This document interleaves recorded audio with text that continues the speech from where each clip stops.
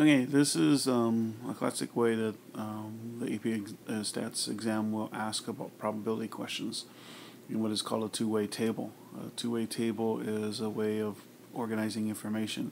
So in this situation, you have a two-way table that organized by gender and whether they have their ears pierced or not. Okay, so the question is, suppose we choose a student at random. Find the probability that, the first question is, that that student actually has pierced ears. Well, if you look at this example here,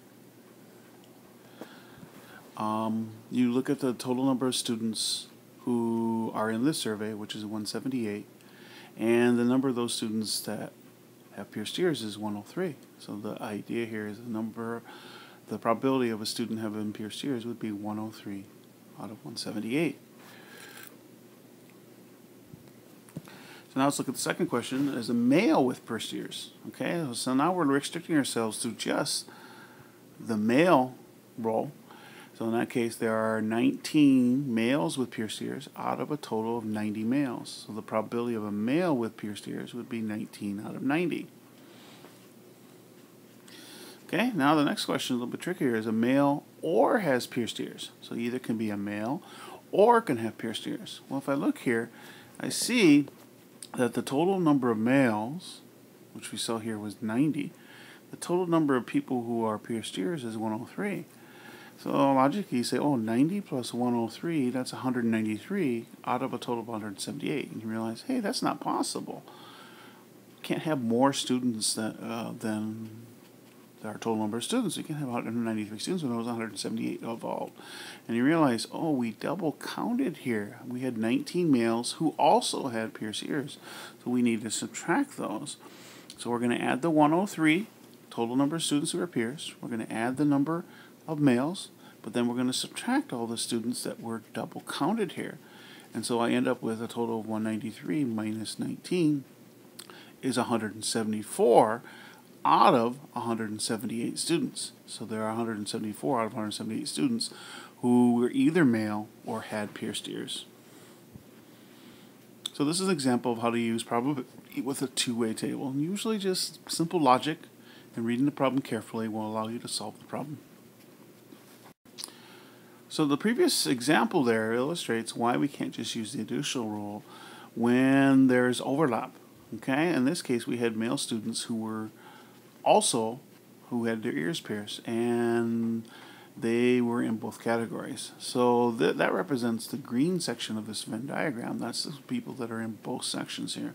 So remember, the probability of event A, there were 90 students out of 178. That is the yellow circle, which is this whole region right there. Okay, we also had the students who were pierced ears. They were 103, which would be this whole circle here. And then we had the students who were in both, that section right there, which is 19 out of 78.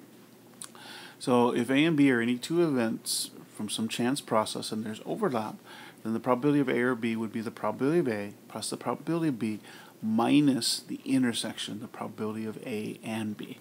So remember, just got to subtract the intersection, just like we did in the previous problem. So Venn diagrams have uses in other branches, so you want to make sure you're using the right vocabulary so that even if it's not a probability situation, people will understand the Venn diagram. So for example, here we use the circle here to represent the event A, and then the outside of it would be everything that's not in event A, which we call the complement of A. So if you notice here, kind of draw a box around our situation, and the shaded region here would be not A, which is basically not in the circle, it's everything else. Events A and B are mutually exclusive or disjoint. We used this word earlier because they do not have overlap. So if we were to draw two Venn diagrams, we would draw two circles that are not intersecting because there are no outcomes that are in both. And the S represents the sample space, all possible outcomes. In a situation where there is overlap, where there are situations where there are people or events in both outcomes, then we have overlapping circles. And we use the notation A intersect B to represent the overlap, that part of them that is in both circles at the same time, or both events at the same time. If we are looking for the union of A or B, which is sometimes read as A or B, then it's everything, which if you notice here, it's the whole green section here. A and B and that intersection. It's all of the three events together.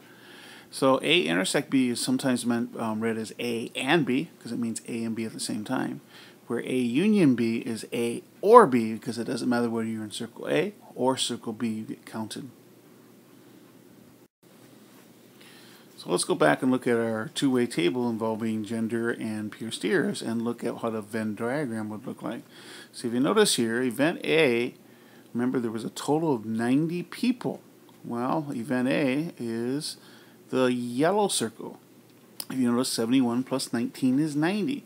Why did we split it up? Because we had 19 people who were in both circles, who were both male and had pierced ears. So that's the overlap. But you got to note here that 71 plus 19 does have to equal the total here. Likewise, when we look at the pierced ears, we notice that there were a total of 103 people.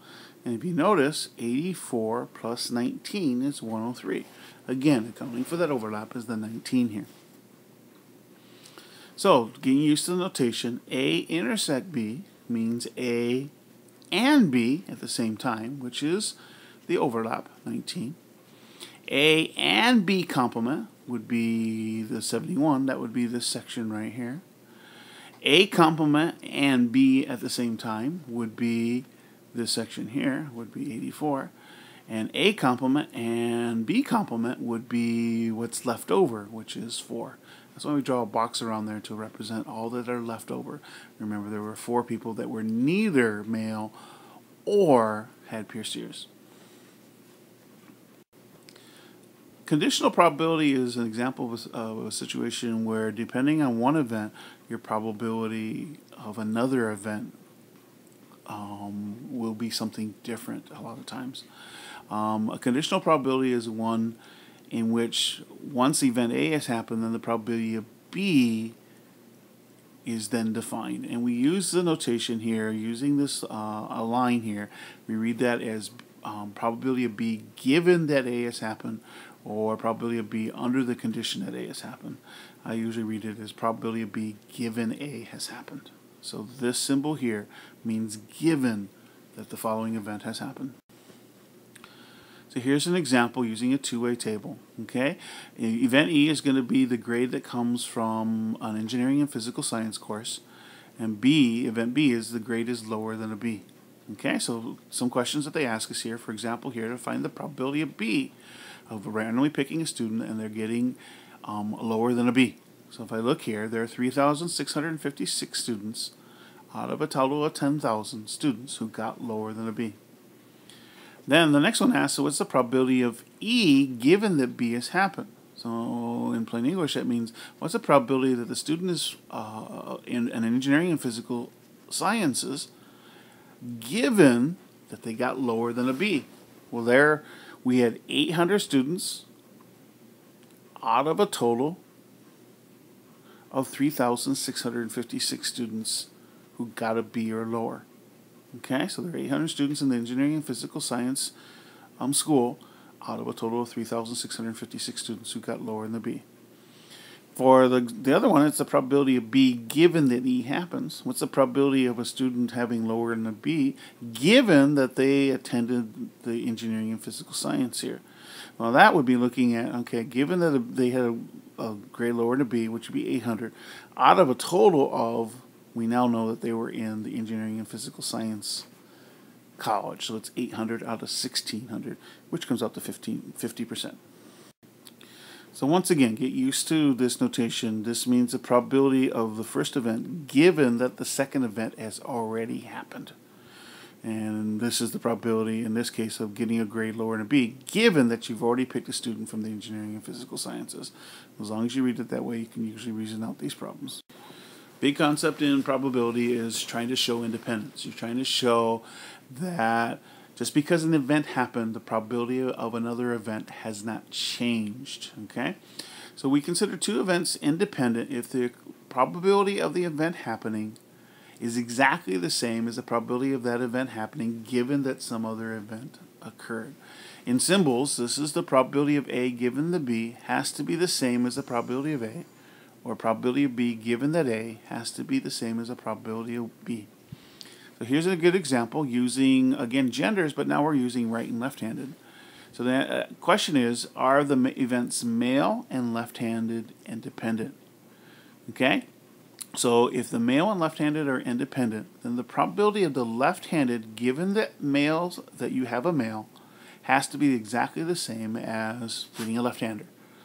Okay? So if I look at this, the probability of left-handed, given that males happen, means I'm looking in the male column, and I'm saying, what's the probability of randomly picking a left-hander from that? So if you notice, there are 3 left-handers out of a total of 23 males. So 3 out of 23, which comes out to be about 0.13 or 13%. The probability of being left-handed overall, now I'm looking at the total column, which is 7 out of 50. Okay, which is 0.14. Notice that these are not equal to one another. Therefore, they are not independent. There definitely seems to be the fact that if you're a male, it changes the probability of being selected as a left-hander. Okay? So if the probabilities are not equal, then they are considered not independent.